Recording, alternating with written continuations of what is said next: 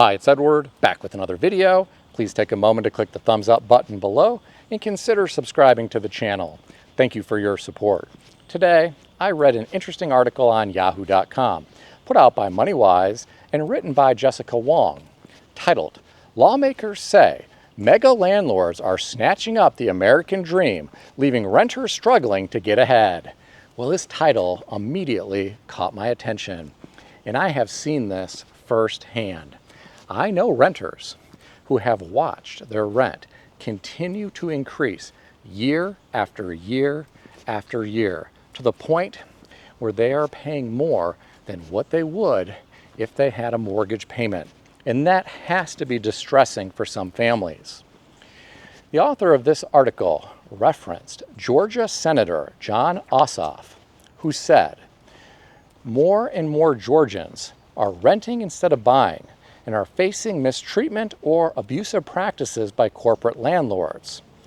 Since 2009, public reports and research have identified an increase across the country in large national firms buying up single-family homes in bulk to convert them into rental properties." Well, my friends, I have seen this firsthand.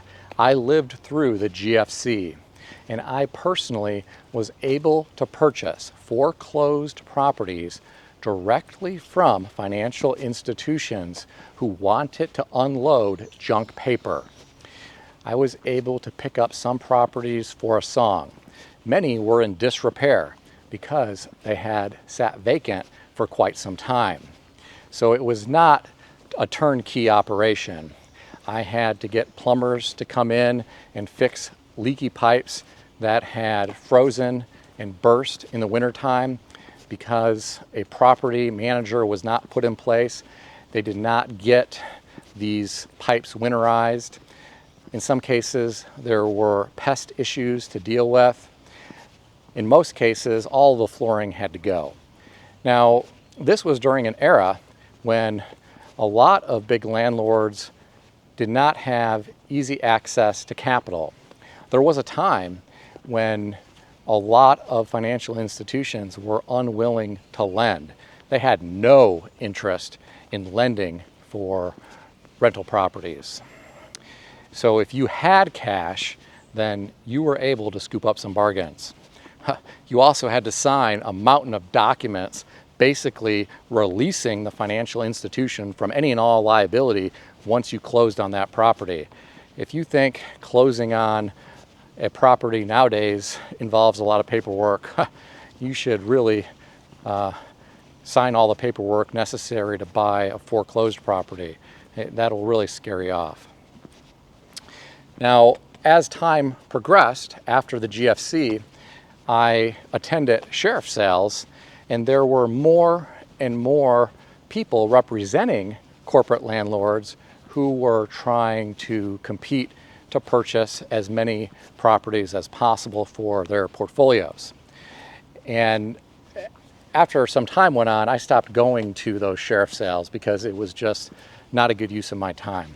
It became clear to me that they had more money than me, and they were willing to speculate more than I was. In some cases, this is investors' money. It's not their money. And they really could care less what they're paying for some of these properties. Some folks, unfortunately, have been negatively impacted by what has happened since the GFC. When these investors gobble up real estate, then it drives prices up in some cases, and it can also impact the quality of home ownership in certain neighborhoods. To my point, a commenter beneath this article said, "It's no picnic for homeowners. We left our last neighborhood after 27 years because at least half of the homes in the neighborhood were bought by landlords and turned into rentals. Then you get renters that don't bother watering or mowing the lawn, have too many cars, too many people living in the house, often do drugs in their backyards, don't shovel snow in the wintertime. The whole neighborhood is dragged down to the lowest common denominator. I'd like to see cities enact limits on how many homes in any subdivision can be rentals. In the meantime, it continues going downhill. Well, my friends, I hate to hear about this, but I have heard this story time and time again. And I personally have witnessed some of this. I've never seen people doing drugs, but I have driven through neighborhoods that at one time looked beautiful, and now they are really run down. And what the commenter was saying about people not taking care of their yards is really true in some cases. I have seen people who have not maintained landscaping beds. There are a lot of weeds. They haven't trimmed the bushes in years, and they are overgrown. It doesn't appear as though they have applied any type of weed and feed to the lawn. In some cases, those lawns look really dry. There's more weeds than grass. And you often do see a lot of oil stains in the driveways from older, dilapidated cars that are leaking. And sometimes it's even hard to drive down some of these suburban neighborhood streets because there are so many cars parked on each side of the road. And some folks have their driveways completely full of vehicles, and they can't park in the garage because it's either completely stuffed full of personal property from all of the people who are living there, who are treating the garage like a storage unit, or they have somehow done an illegal conversion of the garage into sleeping quarters. And when I say illegal, it's because in some cases they don't have any type of building permit for that conversion that they did. They simply added flooring and drywall. Maybe they put a window air conditioner in the one window that's in the garage, which likely is not an egress window in the event there were a fire in there. So I have driven through these neighborhoods and I have seen this. And I'm sure some of you watching this video know exactly what I'm talking about here. I read another interesting comment beneath this article. This person said, essentially, the mega landlords have monopolies. Congress should pass a couple of worthwhile laws. One law prohibiting corporations from owning rental property, and another limiting the number of units that a human can own to like 20. Well, my friends, I think this idea is a bit unrealistic. I could see people forming multiple corporations so they could avoid the cap of 20. There are states in America where you can form anonymous LLCs, and I think that's what some landlords would do. They would simply create numerous anonymous LLCs and have up to 20 property holdings in each one of those LLCs. And there you go. You were able to skirt that new law.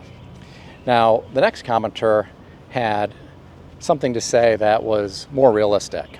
This is zoning that requires owner occupants. And there are neighborhoods, there are condo communities that right now only allow owner occupants. And I have seen that work out great. There are communities that look wonderful, and they are very strict about only allowing owner occupants. Now that can create problems when someone needs to move if they're unable to sell that property in a timely manner because they're not able to put a tenant in there until they're able to get it sold. So that could impact the owner, but that's something that you would know before ever buying into a community that had a rule like this. I think this is better than having a community where it's a free-for-all and you can have as many rental properties as you want. I think the quality of the neighborhood could certainly go downhill if that were allowed. And maybe some of you have seen that firsthand. Maybe some of you watching this video live in a community where only owner occupants are allowed. And if that's the case, I'd love to know how that's working out. Tell me all about it in the comment section below. If you enjoyed this video, consider subscribing to the channel. I want to extend a special thanks to everyone who has subscribed to this channel. I want to also thank all of my channel members. If you would like to become a channel member, there is a link in the description beneath this video. You can read more about the different membership levels. Please also check out some of the great books I suggest you consider reading in the description below. I've included Amazon affiliate links to these books. As an Amazon associate, I earn from qualifying purchases. Stay healthy and wealthy. I'll see everyone in the next video.